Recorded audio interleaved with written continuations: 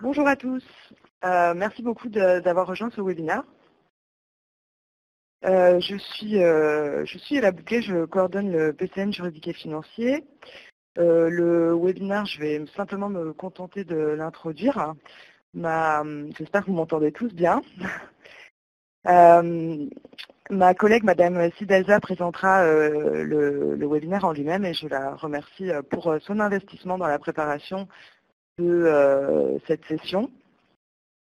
Donc aujourd'hui, ce que l'on souhaite, c'est passer en revue avec vous un petit peu le contexte, revenir sur qu'est-ce que c'est qu'être expert pour la Commission européenne dans le cadre des projets H2020, quels sont les profils qui sont recherchés par la Commission pour alimenter ces panels d'experts évaluateurs, comment se passe le processus d'inscription, tout simplement, et ainsi que les évaluations en elles-mêmes. Nous avons la chance d'avoir un témoignage d'un expert évaluateur qui interviendra en fin de session, que je remercie également, M. Sinobert.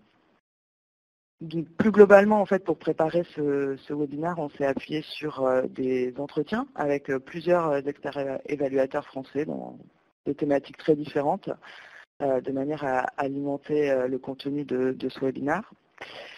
Un petit point technique, il y avait beaucoup d'inscrits. Visiblement, nous avons atteint la capacité maximale de participants pour notre compte Adobe Connect. Donc ce webinaire sera enregistré. Nous enverrons la présentation ainsi que le lien vers l'enregistrement à toutes les personnes qui étaient inscrites et donc à vous tous également. Je vais revenir un petit peu sur le contexte qui nous amène à vous proposer aujourd'hui ce webinaire. Donc pourquoi ce webinaire? En fait, l'objectif, c'est réellement de renforcer la présence des experts français dans les évaluations de projets du programme Horizon 2020. Et cet objectif, il s'inscrit dans un plan d'action national plus large qui a pour objet de renforcer la participation française au programme 4 de recherche et d'innovation, donc Horizon 2020 actuellement et jusqu'en 2020, et puis ensuite Horizon Europe pour les 7 années qui suivront. Donc ce qui nous semble important, et on pense que vraiment la participation d'experts dans les panels de la Commission européenne sont essentiels, c'est déjà ça montre une implication forte de la communauté de recherche et d'innovation française dans les processus européens. Par ailleurs, ça permet une réelle intégration de vous, de nos experts, dans les réseaux européens. On a eu l'occasion d'échanger avec certains experts évaluateurs pour qui l'expérience en fait, et le réseautage qui en découle, en fait déboucher sur des projets européens qui sont aujourd'hui en cours d'exécution. Et puis l'expérience d'expert évaluateur est essentielle pour comprendre le processus d'évaluation et ainsi s'acculturer avec cette mécanique et en fait permet de vraiment comprendre comment on rédige un projet qui a toutes ses chances de passer cette étape. Donc ce webinaire vous est proposé par le ministère de l'Enseignement supérieur, de la Recherche et de l'Innovation, avec l'aide du réseau des points de contact nationaux Horizon 2020, qui sont en fait les ambassadeurs au niveau national du programme. Donc expert. Alors qu'est-ce qu'on entend par expert? On parle aujourd'hui d'experts évaluateurs. Il faut savoir que dans la mise en œuvre du programme Horizon 2020, la Commission européenne s'appuie en effet sur différents types d'experts. Il peut y avoir, par exemple, des experts qui sont plus sur le volet programmation, donc ils vont formuler des recommandations sur les agendas de recherche en fonction des différentes thématiques. Donc ils sont des experts pour les Expert Advisory Groups. Il y a, c'est ce qui nous intéresse aujourd'hui, des experts évaluateurs, donc qui sont sollicités pour faire l'évaluation des propositions de projets qui sont soumises aux appels Horizon 2020. Et il y a également des experts qui sont amenés à suivre des projets, donc qui vont faire ce qu'on appelle les review meetings, les revues de projets, qui vont formuler des avis sur la qualité des livrables qui ont été produits par les projets, etc. Et puis il y a aussi, dans le cadre de volet instruments PME, des experts qui peuvent servir de coach dans la phase 3 de l'instrument PME. Alors ça, c'est pour H2020. Il faut savoir qu'il peut y avoir aussi des sollicitations qui sont distinctes, avec des inscriptions qui sont distinctes, par exemple sur le programme Erasmus+, mais aussi sur l'Institut européen de technologie, l'EIT, qui recherche également des experts dans le domaine de management de l'innovation, de l'éducation, et puis dans les domaines thématiques de ces communautés de ces communautés de la connaissance. Pardon. Donc voilà pour ce qu'on entend par expert. Alors je vous propose quelques petits éléments statistiques pour border le contexte. Donc aujourd'hui, la période de 2014-2016, il y a environ 130 000 experts présents dans la base de données de la Commission européenne qui constitue le vivier dans lequel elle vient solliciter les experts pour expertiser les propositions de projet. Un élément qui est intéressant, c'est qu'aujourd'hui, on a à peu près 69% d'hommes et 31% de femmes. Pourquoi c'est intéressant?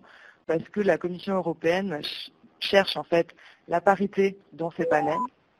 Donc vous comprendrez aisément qu'il y a un déficit de femmes dans la base de données et que leur présence est fortement encouragée et en fait la probabilité qu'elles soient donc appelées pour expertiser les projets est plus forte. Donc sur la période 2014-2016, environ 22 000 évaluateurs ont signé un contrat avec la Commission pour faire des expertises. Et ça représente environ 65 000 contrats signés. Donc en moyenne, chaque expert évaluateur a signé 3 contrats donc, avec la Commission européenne. Visiblement, une fois qu'on a été appelé une fois, si on considère qu'on a bien fait son évaluation, on a des chances d'être recontacté dans le futur. Alors, il y a quelqu'un qui s'est connecté avec le son, si c'est possible de couper le micro. Je pense que ça sera plus confortable pour tout le monde. Donc, toujours quelques éléments statistiques. Ici, vous voyez en fait les évaluateurs qui ont signé des contrats avec la Commission. Et je pense que vous pouvez voir, comme nous, qu'on voit qu'il y a un déficit en fait d'évaluation par des experts français. C'est précisément l'objet de ce webinaire, c'est de monter le nombre d'experts français dans la base. Et alors on pourrait penser que en fait les experts français sont présents dans la base, mais qu'ils sont moins contactés ou moins sollicités, mais en fait c'est plutôt l'inverse, c'est-à-dire qu'ils sont encore moins présents dans la base et pour le coup, ils sont peut-être plus contactés qu'ils ne sont en fait présents. On a calculé en moyenne, on estime que 18,7% des 9 750 experts français présents dans la base de données ont expertisé au moins une fois entre 2014 et 2016. Voilà, donc lorsqu'on est présent dans la base, oui, un contrat égale un projet, effectivement. Lorsqu'on est présent dans la base, on a à peu près 20% de chances d'être contacté. Toujours quelques éléments statistiques. Donc là, vous voyez le pilier 1 du programme Horizon 2020. Et donc on voit par rapport à la part captée, la part de financement captée par les équipes françaises et le pourcentage d'experts évaluateurs qui ont un employeur français. Donc ce n'est pas sur la base de la nationalité, c'est bien sur la base de l'employeur cette fois-ci. On voit que on est en deçà de notre participation dans les projets. Donc on pourrait au moins s'attendre à ce que ce soit proche. Donc là, on voit sur le pilier 1, c'est flagrant. Je vais passer sur le pilier 2. C'est la même chose, sauf financement à risque, mais pour le coup, il y a très très peu d'évaluateurs, donc je pense que les statistiques ne sont pas forcément pertinentes. Il n'y a pas vraiment la masse critique qui permet d'en tirer des conclusions. Et sur le pilier 3, en fait, la tendance se confirme également avec une petite particularité dans la thématique SHS où visiblement nos chercheurs sont quand même impliqués davantage dans l'expertise que dans les projets. Voilà. Je pense que ça n'est tout pour le contexte. Alors, je vous propose un petit sondage pour savoir un petit peu, donc vous savez qui nous sommes, hein, mais pour savoir un petit peu si de votre côté, vous êtes déjà inscrit dans la base des experts de la Commission européenne ou pas. Voilà. Je vais attendre un petit peu que les résultats s'implémentent et ensuite je vous les diffuserai, je pense que c'est possible. Excusez-moi, en fait, on a été sorti du webinaire en ligne. Du coup, on peut pas suivre. Ok, je crois qu'on est car, en fait, c'est pour ça. Enregistré, donc on vous enverra l'enregistrement. Je suis désolée de ce problème. D'accord, ok. Bon, bah, on suit par audio uniquement alors. Ok, si vous pouviez couper votre... voilà. Donc on est sur à peu près quand même un quart d'entre vous qui êtes déjà inscrits. Donc voilà, j'espère que on vous donnera peut-être des envies de vous inscrire en plus grand nombre à l'issue de ce webinaire. Je passe la parole donc sur les profils qui sont recherchés au niveau de la commission à Madame Sidaza.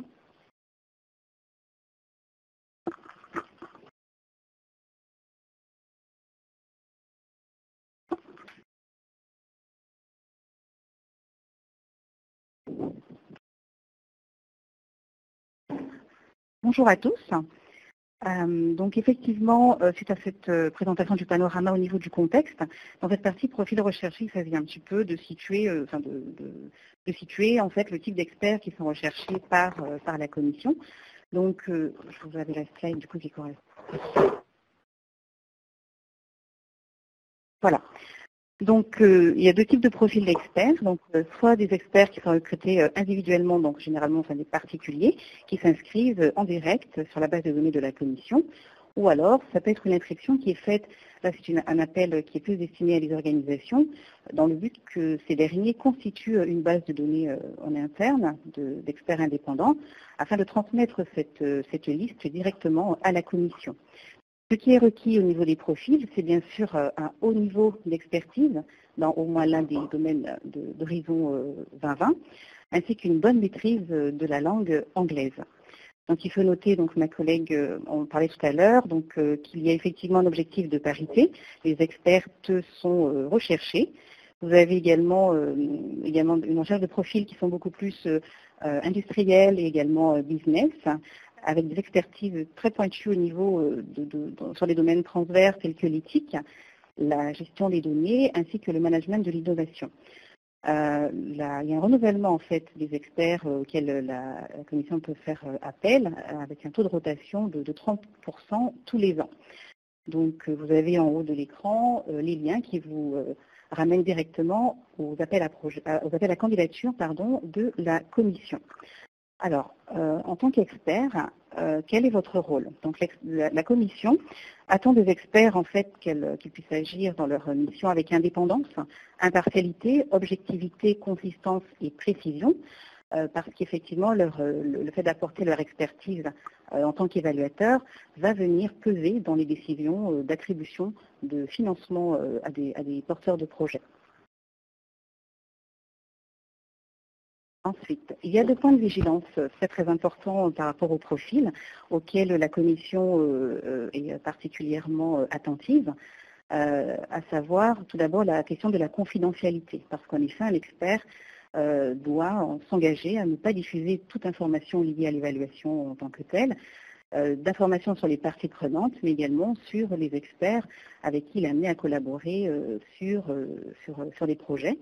Donc c'est important véritablement de conserver cet aspect de la confidentialité. L'autre aspect, ce sont effectivement les conflits d'intérêts, parce qu'effectivement, l'expert ne peut pas être à la fois juge et partie. Donc il est vraiment important à tout moment du processus, de l'inscription, et pendant l'évaluation en tant que telle, d'informer la commission de tout conflit d'intérêts dès qu'on en a connaissance.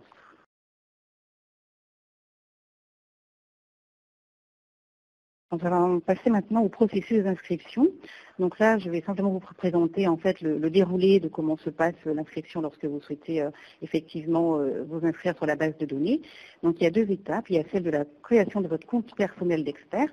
Donc vous avez le lien pour accéder directement au portail. Donc vous créez votre profil d'expert, mais pour ce faire, vous devez d'abord créer un compte utilisateur qui va en fait vous permettre d'avoir une seule authentification pour accéder à tous les services de la commission sur le portail. Donc, il y a à noter quand même que si vous avez déjà ce numéro, il n'est pas nécessaire de vous inscrire à nouveau sur ce compte, sur le site, pardon. Alors, le déroulé du processus d'inscription, il va comporter en fait 6 grandes rubriques. Donc, je vais vous présenter très rapidement. Donc, vous avez tout d'abord la partie relative aux informations personnelles. Donc, il faut bien créer votre profil d'expert, donc en cochant la partie qui correspond. Ensuite, vous avez la partie concernant la sélection du programme. Donc, il s'agit là, effectivement, dans l'affaire qui nous concerne, de bien sélectionner le programme Horizon 2020. Vous avez ensuite la partie concernant les langues, la formation que vous avez, et puis vos domaines d'expertise. Je m'arrêterai sur ce point parce qu'il est aussi important pour pouvoir compléter cette rubrique de bien prendre connaissance du programme de travail d'Horizon 2020 pour la période 2018-2020. Vous avez le lien donc, qui apparaît directement sur cette page parce que ça peut également vous servir à compléter la partie en lien avec votre expertise et vos mots-clés par rapport à tout ce qui est attendu par rapport aux appels à projets sur la période, comme je vous le disais tout à l'heure, 2018 et 2020. Donc cette partie domaine d'expertise comporte donc plusieurs onglets, donc celui sur vos champs de spécialité, donc ici, celui sur des thèmes prédéfinis, donc là il va falloir effectivement choisir le programme Horizon 2020 et la partie relative aux mots-clés. Donc vous devez les saisir ici. Donc les choisir vraiment soigneusement parce que ça sert aussi de base lors de l'attribution des projets en fait. La dernière rubrique, c'est la rubrique de l'expérience professionnelle. Donc c'est aussi dans cette partie-là que vous pourrez compléter ajouter d'éventuelles publications, différentes activités comme par exemple des conférences, des ateliers que vous êtes amenés à animer, voilà, tout ce qui peut valoriser votre candidature. Quand l'inscription est terminée, vous devez aboutir à ce 6 sur 6, donc qui valide le fait que votre profil est complet. Alors, le processus d'inscription, donc au terme de ce processus, vous intégrez le vivier de la base de données des experts de la commission, sachant que l'inscription ne signifie pas automatiquement que vous êtes sélectionné et que le délai peut être variable entre votre inscription et la sélection et le cas échéant par la commission, cela va effectivement dépendre de ses besoins. Donc, il est à noter que tout le processus est entièrement dématérialisé depuis l'inscription, mais aussi le volet échange avec la commission, le volet échange avec d'autres experts, le cas échéant. Tout se fait de manière dématérialisée. Il est aussi important d'actualiser régulièrement votre profil, donc en ajoutant tout élément qui peut venir appuyer, valoriser ou compléter votre candidature, donc le faire régulièrement, comme je le disais tout à l'heure, des publications, des conférences, mais aussi des brevets par exemple. Voilà, nous en arrivons maintenant à la présentation du déroulé des évaluations. Donc, les outils de cette évaluation, eh bien, elle repose en fait sur une grille de critères qui doit être utilisée par l'expert et aussi sur une échelle de notation qui va de 1 à 5, donc je vous la présente pour que vous puissiez la visualiser, sachant qu'un projet pour être éligible doit au moins obtenir un minimum de 10 points et que chaque critère doit au minimum atteindre la note de 3 en fait. Pour revenir sur la slide précédente, les critères d'évaluation concernent l'excellence, l'impact, la qualité et l'efficacité de la mise en œuvre. Nous avons également joint les liens vers les différents types de projets pour que vous ayez des modèles de grille d'évaluation. Ce qui est important dans cette phase d'évaluation, c'est à la fois de bien connaître les critères de l'appel à projet, qui va concerner le projet que vous devrez évaluer, bien connaître également les différents types d'appel à projet du programme Horizon 2020, ainsi que les différents modes de financement. Donc nous revenons sur l'échelle de notation. Voilà. Donc une fois que vous êtes inscrit dans la base, il y a, donc si la commission retient votre candidature, il y a une phase de présélection. Dans cette phase de présélection, la commission vous demandera vos dates de disponibilité et vous précisera si jamais l'évaluation se déroule à distance et si elle comporte ou non une session à Bruxelles. Là, il s'agit d'être vraiment réactif pour informer rapidement la commission de vos disponibilités, parce que ça va aussi contribuer à la gestion de l'allocation des projets qui sont à évaluer. Alors, quand l'expert est recruté, ce recrutement se fait, il est formalisé par un contrat. C'est un contrat qui est individuel, c'est-à-dire qu'il est conclu entre la commission et l'expert en son nom propre et qu'il va requérir une signature électronique. Vous avez sur le côté également le lien vers un modèle de contrat qui est destiné aux experts, sachant que c'est votre contrat en particulier qui va définir précisément l'ensemble des règles, obligations, termes et conditions qui vont s'appliquer à votre mission. Vient ensuite la phase de sélection. Donc, quand vous êtes sélectionné, vous recevez de la commission toutes les informations sur l'appel à projet sur lequel vous êtes positionné, ainsi qu'un login pour accéder aux projets qui vous sont attribués. Là également, très rapidement, il faudra que vous évaluiez l'investissement qui sera nécessaire pour mener à bien votre mission et vraiment planifier parce que vraiment le temps pour l'évaluation peut être vraiment important. Vous avez également de la part de la commission, vous recevez de la documentation sur les procédures et les règles, les bonnes pratiques et les retours d'expérience. Elle propose également une visioconférence donc, pour un briefing. Et puis en fonction de l'appel à projet, il peut y avoir également une journée de formation prévue à Bruxelles avec d'autres experts. À cette phase, il est aussi important de s'imprégner de la documentation de la commission, vraiment pour se familiariser très tôt avec les outils, aussi bien les logiciels, les procédures, les éléments de langage, et puis en parallèle se maintenir à jour de toutes les tendances de son domaine pour rester, pour ainsi dire, up-to-date, mais aussi de connaître les projets qui ont déjà pu être financés sur une thématique donnée. Là, vous avez sur ce schéma le processus de l'évaluation. Donc, à savoir que sur un même projet, il y a 3 à 5 experts maximum qui sont positionnés pour l'évaluer. Vous avez également au niveau de la commission un référent qui va donc accompagner l'expert. Donc, vous avez au départ le projet, vous avez l'attribution des projets aux experts qui rendent un rapport d'évaluation individuelle. Et selon les projets, il peut aussi y avoir une phase de consensus collective, en fait. Donc, il est important de bien respecter les délais de retour des projets que vous êtes amené à évaluer dans la phase individuelle. Il faut également noter que dans certains cas, pour certains types de projets, donc les instruments PME et ERC, l'expert peut être amené à participer à une phase d'audition des porteurs de projets également.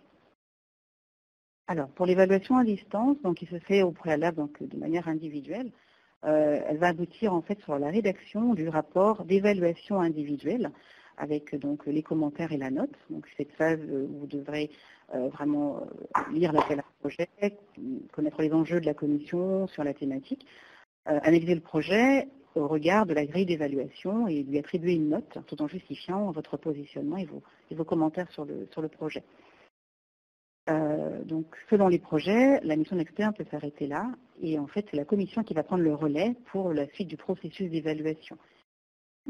Alors, il est important pendant l'évaluation individuelle de répondre à toutes les questions qui sont dans la grille, d'être cohérent, de faire le lien vraiment avec la note et les commentaires et d'être factuel, de faire très attention à la rédaction et au langage que vous utilisez, dans l'idée que rien ne doit être attaquable en fait dans votre évaluation. Vous devez justifier vos commentaires et ne pas faire de recommandations.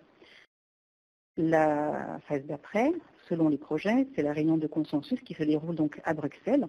Donc au préalable, l'expert va recevoir les évaluations réalisées par les autres experts sur le même projet. Est-ce qu'il y a des points de convergence? Est-ce qu'il y a des divergences, notamment au niveau des notes, qui va aboutir donc à des échanges, à une discussion avec les experts qui ont évalué le projet. Il est important de vraiment préparer cet exercice, de vraiment regarder attentivement les critiques des autres experts et de préparer vos propres arguments, tout en faisant preuve de modération et d'ouverture dans les échanges avec les derniers. Cette réunion de consensus va aboutir à un rapport de consensus, qui est préparé par le rapporteur, qui peut d'ailleurs être désigné parmi les experts. Donc ensuite, il y a une réunion de panel, donc toujours à Bruxelles. Là, elle est composée d'experts, soit ceux qui ont participé à la réunion de consensus, mais ça peut aussi être d'autres experts. Donc son rôle, c'est d'approuver les scores et les commentaires finaux. Et elle va aussi recommander la liste des projets susceptibles d'être financés par la Commission en les classant par ordre de priorité. Alors, l'expert en fait intervient dans la phase de la lecture individuelle, de consensus et de la discussion de panel. Sachant qu'en fait, je parlais tout à l'heure des éléments de langage, le rapport d'évaluation est envoyé aussi aux candidats. Donc vraiment les éléments de langage, la rédaction a vraiment son importance. Alors, en complément, sachez qu'il y a un observateur de la commission qui peut assister à toutes les réunions relatives à l'évaluation du projet et effectuer le suivi de l'évaluation individuelle à distance. Oui, c'est ça, parce que l'idée, c'est qu'il veille à ce que l'évaluation soit de grande qualité. Alors, a priori, vous n'avez pas de retour spécifique en tant qu'évaluateur sur votre évaluation de la part de la commission. Sachez tout de même que vous êtes évalué de manière informelle sur les volets tels que le respect des délais, l'investissement dans la mission d'évaluation, la qualité de vos rendus, mais aussi l'attitude dans les sessions collectives le cas échéant. Un autre élément également, à Bruxelles, lorsque vous êtes dans une phase où il y a des sessions collectives, elles peuvent être très denses, mais il peut aussi y avoir des temps morts. Malgré tout, il faut quand même rester disponible et joignable au cas où un membre de la commission peut avoir besoin de vous joindre. Alors, la décision finale au niveau des projets appartient à la commission, donc au regard de l'avis du panel. Il faut aussi savoir qu'en tant qu'expert, l'expert est rémunéré sur la base de 450 € par jour. Il faut cependant toujours se référer sur ce point à vos clauses, aux clauses financières de votre contrat. Donc ça, c'est un élément qui sert de référence, c'est votre contrat. L'expert reçoit aussi, à la fin de sa mission d'évaluation, un questionnaire en ligne qui va être relatif à la qualité du processus. C'est aussi, donc tout à l'heure je disais que la procédure était dématérialisée, c'est aussi vous devez revenir au portail du participant pour faire votre demande de paiement et prévoir bien évidemment un RIB pour que la commission ait vos coordonnées bancaires.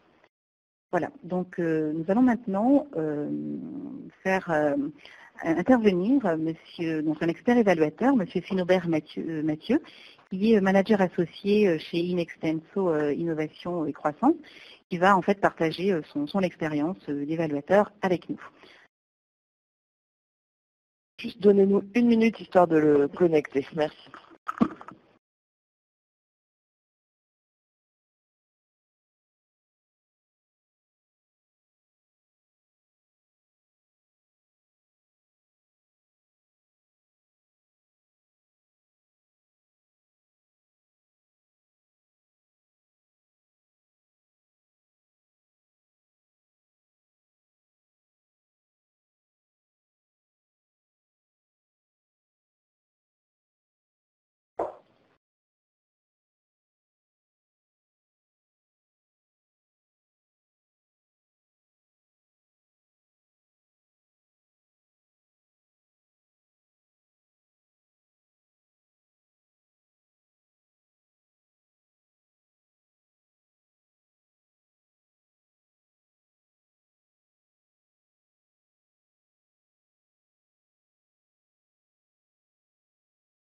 Monsieur Sinobert ?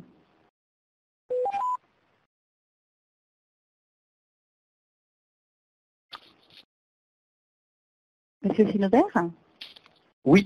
Allô ? Oui, allô, est-ce que vous m'entendez? Oui, monsieur Sinobert ? Oui, bonjour. Allô ? Oui, allô? Allô ? Oui, je vous entends. Bonjour, merci de nous rejoindre. Donc effectivement, nous avons présenté juste avant à la fois le profil recherché, le processus d'inscription et puis comment le déroulé des évaluations. Et nous vous remercions de nous rejoindre pour partager avec nous votre expérience en tant qu'expert évaluateur. Vous avez la parole. C'est avec plaisir. Merci beaucoup. Surtout si ça coupe, n'hésitez pas à m'interrompre de manière à ce que je reprenne. L'objectif de mon intervention, c'était un petit peu de vous décrire justement le vécu que j'avais pu avoir côté évaluateur sur ce processus d'inscription et mes premières évaluations pour que vous ayez un petit peu un sens de justement de ce processus et du regard qu'on peut avoir vu de l'intérieur. Par rapport au processus d'inscription et de comment je suis devenu expert évaluateur, c'est un cas un petit peu particulier parce que j'ai pas postulé, mais c'est lié au fait que j'étais déjà expert pour BPI France, où justement dans le cadre d'un recensement interne, en fait, ils ont demandé qui parmi leurs experts était volontaire pour pouvoir être proposé à la commission. Et donc du coup, c'était vraiment l'objectif de pouvoir participer à cette démarche, où moi je me suis dit que ça pouvait être une bonne opportunité pour valoriser mes compétences, également pour voir tout un ensemble de projets d'innovation de près, parce qu'on a un nombre relativement important de propositions qui nous sont proposées à l'évaluation chaque année. Et également dans une logique un petit peu de bonne utilisation des données publiques, c'est-à-dire en me disant que les compétences que je pouvais avoir, si on avait une évaluation juste des projets, on pouvait avoir justement une bonne utilisation et un bon fléchage de notre argent public in fine. Après, pour être très transparent, la logique quand on postule et ce processus, on ne le fait pas pour des raisons financières, parce que on a assez peu de temps pour faire une évaluation qui n'est pas rémunérée de manière forcément exorbitante, et donc du coup on le fait vraiment pour les raisons, en tout cas dans mon cas, qui m'animait pour pouvoir un petit peu contribuer à ces évaluations. Les points qui sont un petit peu intéressants à retenir justement sur ce processus, et la première fois qu'on le fait, et à garder en tête, c'est que ça reste un processus à distance, c'est-à-dire qu'on ne va pas vous demander d'aller à Bruxelles tous les 3 matins pour faire ces évaluations-là. Et surtout, et pour moi c'est le point qui m'a demandé le plus de temps dans ce processus d'inscription et avant ma première évaluation, c'est de clairement pouvoir en fait renseigner mes domaines d'excellence. Et donc, parce qu'on a un nombre de choix limité, on va s'interroger sur à la fois ces domaines d'excellence scientifiques, mais également ces domaines d'excellence plus transversaux, est-ce qu'ils sont plutôt financiers, plutôt organisationnels, etc., avec tout un ensemble de mots-clés. Et il est important de garder en tête que dans ce processus d'inscription, ce choix de mots-clés est vraiment important, parce que il va conditionner en fait les propositions qui vont vous être soumises pour évaluation. Parce qu'on a une algorithmique derrière qui va faire du matching en fait entre les mots-clés que vous avez renseignés, les mots-clés qui ont été renseignés par les applicants dans leurs propositions, pour avoir la meilleure correspondance possible entre votre profil d'évaluateur et le profil des propositions et leurs sujets. Et donc du coup, il faut bien évidemment choisir ces sujets-là avec attention et ceux sur lesquels vous allez réellement avoir le plus de compétences, parce que comme je le disais, le processus d'évaluation est assez court en termes de timing, et si vous avez besoin de faire des recherches documentaires extensives, etc. Derrière, vous aurez, ce sera un petit peu plus compliqué. Et donc, moi, c'était le premier élément quand j'ai fait justement ce processus d'inscription qui m'a marqué. Après, ma première évaluation, pour être très transparent, en fait, il y a 2 types de première évaluation, suivant si vous êtes plutôt sur un programme collaboratif ou plutôt sur un programme mono-attributaire. Donc, je vais prendre 2 exemples qui étaient mes 2 premières évaluations dans ces domaines-là, un instrument PME et un programme collaboratif type Marie Curie. Et là, les processus sont très différents et l'agilité qu'on doit avoir intellectuelle en tant qu'évaluateur est aussi très différent. Sur un processus instrument PME, c'est entre guillemets de la force brute, c'est-à-dire que vous avez 1 semaine pour pouvoir évaluer votre projet, vous avez 24 heures pour accepter votre proposition, on vous a demandé préalablement vos disponibilités et s'assurer que vous étiez bien en termes de disponibilité, et à chaque fois vous devez déclarer si vous avez un conflit d'intérêt ou pas sur les différents projets. Et donc du coup, ça c'est quelque chose qui est assez linéaire comme processus, parce que vous êtes tout seul face à votre copie sur un ensemble de sous-critères, et vous allez faire toute cette évaluation soit de manière linéaire, soit en commençant par une certaine partie de la proposition, parce que votre profil est lié à ça. Si vous êtes plutôt scientifique, vous allez plutôt commencer naturellement par la partie excellence. Si vous êtes plutôt business, vous allez commencer plutôt par la partie impact.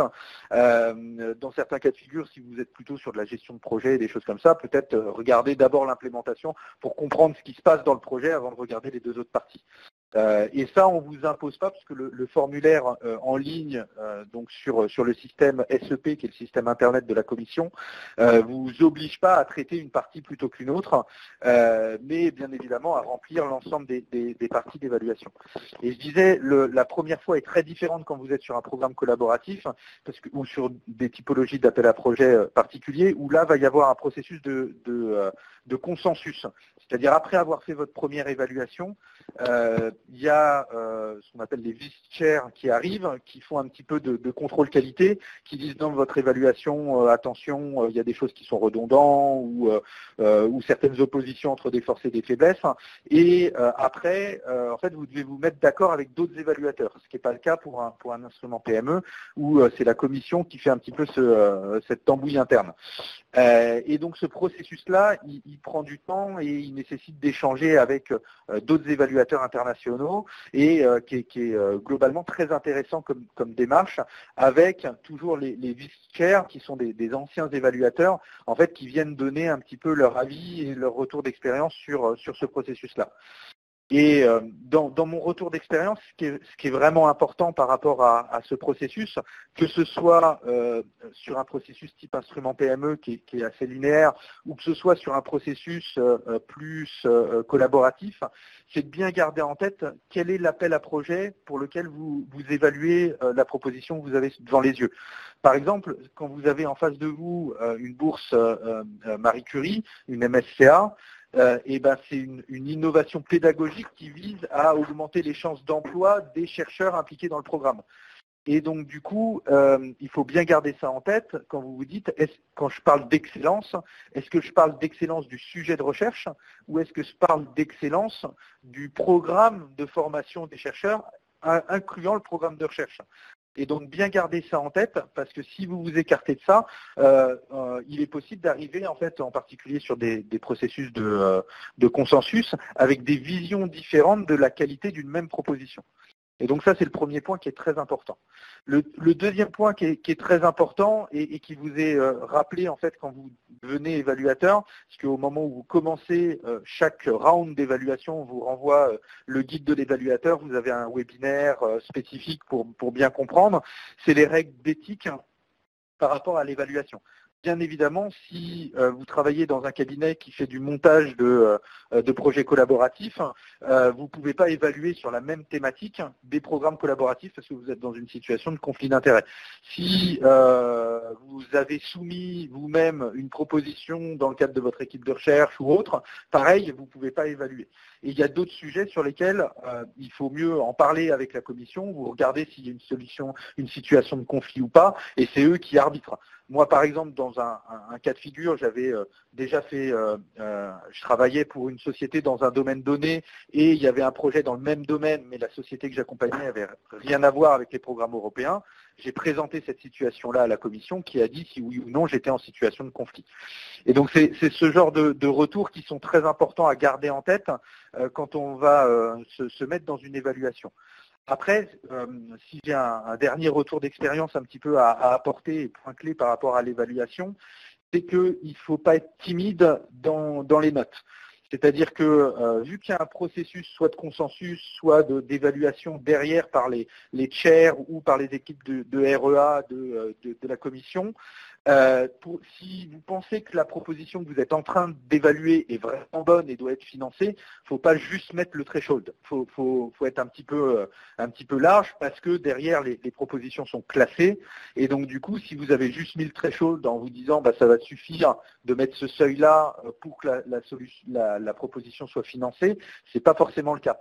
Et à l'inverse, vu qu'il y a ce rôle de consensus, si vous voyez vraiment un élément veto parce que y a un gros gap, vous voyez dans une proposition, de par votre affinité qui peut être plus business ou plus scientifique ou autre, n'hésitez pas aussi à mettre des mauvaises notes. C'est pas mal de mettre une mauvaise note si vous pensez vraiment qu'il y a un point qui est bloquant dans une proposition. Mettez pas juste la moyenne parce que vous pensez que c'est pas ça, parce que en fait ça va donner des faux espoirs à l'applicant qui du coup va se dire ah bah tiens en améliorant peut-être un petit peu ça, je vais pouvoir y aller. Et peut-être le dernier élément, c'est ce qu'il faut garder en tête, c'est que selon les typologies d'appel à projet, soit l'applicant, donc en reprenant le terme anglais, l'applicant va avoir un retour complet de votre évaluation et du rapport de consensus, par exemple, soit il va juste avoir des notes préformatées, par exemple dans l'instrument PME, qui va lui dire que sur tel ou tel sous-critère, c'était good to very good ou very good to excellent, tout ce genre de choses, sans distinction particulière de pourquoi il a obtenu cette note-là. Et donc du coup, si vous n'êtes pas franc dans les notes, il ne va pas forcément comprendre là où sa proposition a pêché et où s'améliorer s'il veut essayer de resoumettre une fois ultérieure. Je peux parler de ce sujet-là pendant des heures, mais j'essayais de rester dans les 10 minutes. Je ne sais pas si vous voulez que je continue à m'étendre ou qu'on passe derrière aux échanges.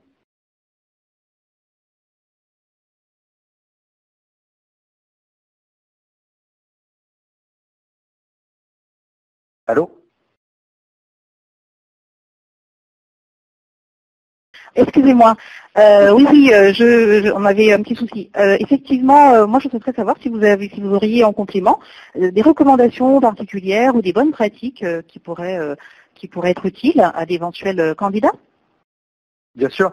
Alors moi, ce que je fais systématiquement quand j'évalue, et puis après je parlerai sur l'aspect candidature, quand j'évalue, c'est de faire une première passe sur la proposition et de pouvoir ensuite reprendre dans le détail les différents éléments, et après sur l'aspect candidature en tant que tel, de là aussi pas être timide sur tout ce qui peut justifier de vos éléments de force dans des thématiques données.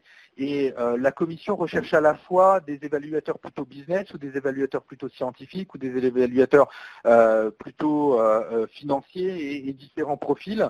Et donc, par le choix des mots-clés, vu que vous avez derrière la capacité de spécifier un petit peu vos domaines d'excellence, au moment de votre candidature, il faut que ces éléments-là ressortent aussi sur vos spécificités et pas avoir un profil lisse en disant on peut évaluer tout type de thématique et tout type de problématique ou tout type d'appel à projet. D'accord. Est-ce que vous verriez d'autres éléments ou sinon de toute façon vous pouvez rester avec nous pour la suite du webinaire et participer aux questions-réponses avec plaisir. Merci de votre intervention. Nous voulions également faire un focus sur les différents bénéfices et conseils donc, pour les experts évaluateurs. Donc sur 3 plans au niveau des bénéfices. On a un plan qui est beaucoup plus axé sur l'ouverture au sens large sur l'Union européenne, parce qu'effectivement être expert évaluateur, ça apporte une vision de la mécanique et du fonctionnement de la commission sur le processus d'évaluation. C'est aussi une opportunité de mettre son expertise au service de la Commission européenne et également de rencontrer en direct différents réseaux à l'échelle européenne.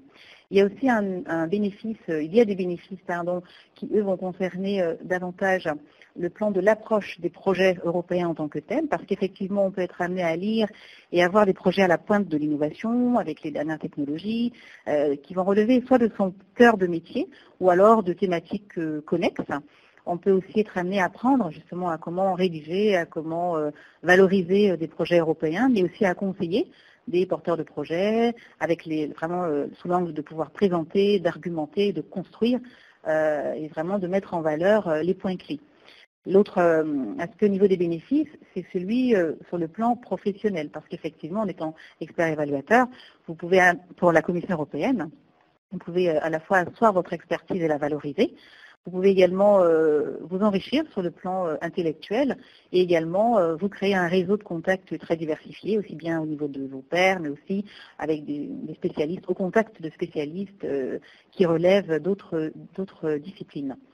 Nous avons aussi voulu mettre en avant des qualités, en complément de ce que vous disiez, M. Sinobert, qui peuvent aussi être attendues par la Commission au niveau de l'expert évaluateur.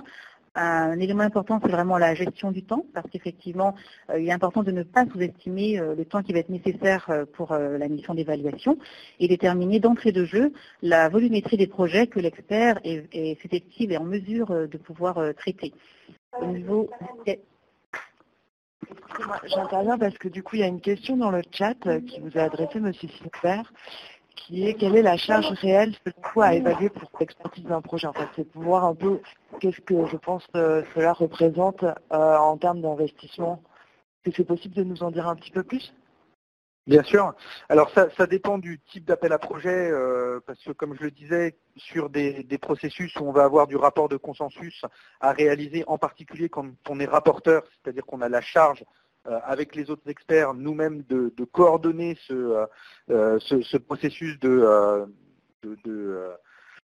négociation, on va dire, avec les autres experts pour arriver à une note finale et à un rapport de consensus. Ça va prendre beaucoup plus de temps si on n'est complètement pas d'accord avec les autres experts que si on est déjà d'emblée complètement aligné sur l'évaluation de la proposition qu'on a pu faire. Mais globalement, pour moi, pour faire une bonne évaluation, on est souvent au-delà des durées qui vont être proposés par la commission et qui sont budgétés par la commission, c'est-à-dire que dans certains cas de figure, sur des propositions complexes sur lesquelles on a besoin d'aller chercher de l'information complémentaire ou de se renseigner un petit peu parce qu'on n'est pas sûr de certains éléments, sur une proposition où normalement, par exemple, on a 2 heures qui sont allouées, on peut vite passer une demi-journée dessus. Pour moi, le point le plus compliqué entre guillemets, c'est la bonne estimation de la charge par rapport au volume de propositions qu'on accepte d'évaluer. C'est-à-dire que de base, quand vous rentrez dans le système de propositions de projet, vous allez avoir un nombre de propositions de projet qui ne tient pas compte de si vous êtes salarié ou pas, si vous allez faire ça le soir et le week-end ou dans vos heures de travail, etc. Et du coup, ils vont vous proposer 3, 4, 5, 8 projets différents. Et donc forcément, si vous prenez 8 instruments PME, phase 2 par exemple, où vous avez une semaine pour faire l'évaluation, ou s'il y a un calendrier qui est un petit peu étendu, ça peut varier un petit peu, mais globalement, vous pouvez monter jusqu'à une journée pour évaluer un dossier comme ça quand il est compliqué, et donc vous vous retrouvez avec une charge de travail que vous avez acceptée parce que vous ne saviez pas si vous aviez des projets compliqués ou pas, qui vous mange une semaine complète temps plein et qui peut être compliqué à gérer. Et c'est pour ça qu'il faut très calmement poser sa charge de travail et ne pas avoir entre guillemets les yeux plus gros que le ventre et savoir refuser des propositions. Sachant que vous avez aussi la possibilité d'accepter une proposition et de vous rendre compte après en analysant qu'elle est vraiment trop compliquée. Et dans ce cas-là, il faut alerter tout de suite la commission, les équipes du REA et le vice-chair en disant voilà, j'ai un souci, je ne vais pas pouvoir être en mesure de réaliser cette évaluation dans de bonnes conditions dans le délai imparti. Est-ce que vous pouvez la réaffecter à quelqu'un d'autre? Et dans ce cas-là, ils vont la réaffecter. C'est pas ce qui se fait de mieux, mais c'est faisable. Et donc c'est très variable suivant les projets. On a des projets très simples, à la fois techniquement, à la fois en termes d'organisation et de sujets, qui fait qu'on va passer 2 heures dessus, on va passer le temps qui est prévu par la commission et ça va bien se faire. D'autres où on n'est pas d'accord avec les autres évaluateurs, il faut négocier, il y a de la mise en forme parce qu'il y a un des évaluateurs qui ne coûte pas le vice-chair et quand on est rapporteur, il faut faire de la remise en forme et du wording et donc ça prend beaucoup de temps. Alors du coup, j'ai 2 autres questions qui viennent du chat, j'en profite. Bien sûr. Une question qui est en fait par rapport à la contractualisation. Comment est estimé en fait, donc vous avez un forfait 450 € jour, mais du coup le forfait jour sur la phase à distance, il présuppose que sur une journée, vous faites combien d'évaluations? Alors en fait, quand vous signez votre contrat avec la commission, en fait vous êtes rémunéré sur la base de cette rémunération journalière, mais en effet, ils prennent en compte, alors je ne vais pas vous dire de bêtises, donc je vais ressortir mon contrat de la commission sur le nombre de crédits, mais vous pouvez le retrouver de mémoire. Je crois que une phase 1 qui est Le contrat type est en ligne. Voilà, le contrat type est en ligne, mais je vais juste sortir ma calculette. C'est-à-dire que vous êtes pour une phase 1 sur 20% de journée. Parce qu'une phase 1 est budgétée en fait 90 € sur une journée à Donc en 450. fait, voilà, ce que je pense qu'on peut dire ici, étant donné qu'il y a sans doute des personnes intéressées par l'instrument PME, mais pas uniquement. Du coup, ça va quand même dépendre des projets. En fonction des instruments, on va adapter en fait, le temps évalué. Enfin, c'est la commission qui évalue le temps qu'elle pense utile pour la phase à distance.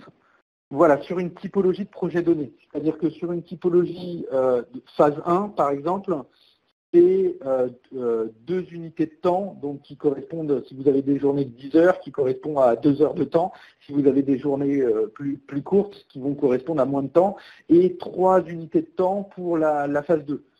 Donc qui est budgété 135 €, et donc globalement, c'est une demi-journée. Donc, est-ce que vous rejoignez peut-être le fait que c'est un petit peu sous-estimé par rapport au temps que ça demande réellement en tant qu'expert? Très clairement, c'est pour ça que moi je ne pars pas du principe que c'est 450 € au jour, mais que c'est in fine, la réalité c'est que c'est une rémunération qui est plus faible que 450 € au jour vu le temps qu'on passe dessus. Mais comme je l'évoquais, globalement, c'est pas trop pour l'argent qu'on va faire ça. C'est pour ceux qui font ça à titre individuel, un complément de revenu intéressant. Pour ceux qui font ça au nom de leur société, c'est un chiffre d'affaires qui est non négligeable, mais c'est pas ça qui va vous faire vivre. D'accord. Juste une autre question qui portait sur la phase de consensus. Je ne sais pas si vous avez déjà été témoin d'une phase de consensus où finalement les experts réunis n'arrivaient pas à se mettre d'accord. Alors, j'ai déjà eu 2 cas de figure complexes. Un cas de figure où, après avoir fait son rapport d'évaluation, on avait l'impossibilité de joindre un évaluateur. C'est-à-dire qu'il a disparu, il ne répondait pas aux questions sur son rapport d'évaluation, etc. Et donc là, c'est le rapporteur avec le vice-chair qui a dû trancher. Et un cas de figure où on n'arrivait pas à se mettre d'accord, mais la chose qui est bien, entre guillemets, c'est que on est toujours un nombre impair, et donc du coup, on arrive souvent à faire sortir une majorité, et donc du coup, la minorité s'écrase, entre guillemets, pour même si son avis était valable. Après, dans tous les cas, c'est le vice-chair, le chair, voire les équipes de la commission qui vont trancher si vraiment on a des questions sur lesquelles on n'arrive pas à se mettre d'accord, ou on peut demander de l'aide pour avoir un point de vue extérieur. Alors, ce que nous, on sait, c'est que dans les cas où vraiment il y a une impossibilité dans la phase de consensus, ils peuvent des fois élargir, c'est-à-dire au lieu de faire appel à 3 experts évaluateurs indépendants, ils vont faire rentrer 2 experts évaluateurs supplémentaires dans l'évaluation du projet pour aboutir en fait à un consensus sur la base des 5 expertises distinctes. Oui, en fait, c'est soit ils font rentrer le vice-chair et le chair, donc qui sont des anciens évaluateurs qui viennent compléter les avis des 3 évaluateurs en cours, soit en effet, ils élargissent le panel. Mais j'ai jamais eu ce dernier cas de figure. Merci beaucoup. D'accord. Alors pour revenir, pour poursuivre sur les qualités complémentaires, donc il y a, comme vous l'avez vu à l'écran, les qualités personnelles, qui sont celles de la rigueur, de l'objectivité, de la neutralité, mais notamment de la curiosité, parce que ça suppose en tant qu'expert évaluateur de faire de la veille vraiment en permanence sur les projets, les appels à projets, les thématiques, et se maintenir up-to-date, pour ainsi dire. Le volet après, bien sûr, lié aux qualités professionnelles, avec vraiment cette capacité que doit avoir l'expert à la fois d'investissement, d'analyse et de synthèse, mais également une aptitude à pouvoir argumenter, parce que dans son rôle, il est amené à produire des explications, à justifier et puis à négocier, notamment dans les phases d'échange ou de consensus avec les autres experts. Un atout également, comme vous le disiez, c'est effectivement cette approche d'avoir à la fois le volet scientifique et le volet business, vraiment visualiser l'évaluation sous l'angle de l'investisseur. Donc c'est ce qu'on peut dire au niveau des qualités attendues. Ensuite, eh bien, nous arrivons alors à vous allez retrouver quelques questions-réponses que nous avions relevées au niveau de la fac. Par aux questions de la commission, auxquelles vous pouvez de toute façon vous référer, sur la question par exemple de est-ce que je suis retraité, est-ce que si je suis retraité, je peux quand même postuler en tant qu'expert évaluateur, donc pour prendre un exemple de question. C'est tout à fait possible de postuler, même quand on est retraité, savoir quand même qu'il y a l'obligation de se conformer à la réglementation nationale, notamment en matière de sécurité sociale et de fiscalité. Voilà, donc c'est juste pour citer un exemple. Et aussi la question aussi du profil junior. Effectivement, on se dit bon, je suis junior, je suis peut-être pas, mon profil n'est peut-être pas intéressant pour la commission. Nous, ce qu'on peut dire, c'est qu'effectivement, il faut quand même candidater si on estime que son expertise peut intéresser la commission, et il peut être tout à fait recherché par la commission, aussi bien pour des jeunes post-doctorants que des créateurs d'entreprises. Voilà, donc ensuite nous arrivons à la conclusion de ce webinaire, où on va retenir en fait que lorsque l'on veut devenir expert évaluateur dans des projets Horizon 2020, il s'agira à la fois de réaliser de manière indépendante et autonome une évaluation de projet, mais avec ce regard vraiment sur les enjeux européens en matière de recherche et d'innovation. Il s'agit aussi de s'investir vraiment pleinement dans un processus qui est à la fois strict, rigoureux et exigeant d'évaluation, et puis également de savoir conserver une distance par rapport au projet que l'on est amené à évaluer, et vraiment considérer que c'est une expérience qui peut apporter un gain à la fois professionnel, scientifique et personnel à l'expert évaluateur. Alors, ce que nous souhaitions faire, c'était également un petit quiz de fin pour savoir... Donc, c'est en train de se charger. Même deux petits quiz, en fait. Alors, nous souhaitons savoir si, les informations que nous avons diffusées dans ce webinaire, savoir si elles vous ont paru utiles. Donc, on laisse le temps aux personnes de répondre.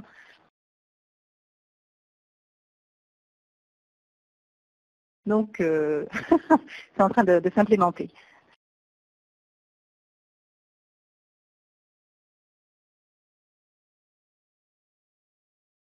Oui, très bien. Donc ça c'est bon. Et la question d'après va porter, voilà, il s'agit de savoir, ça va apparaître. Voilà, si à l'issue de ce webinaire, vous envisagez de vous inscrire dans la base de données des experts de la Commission européenne, oui peut-être ou non.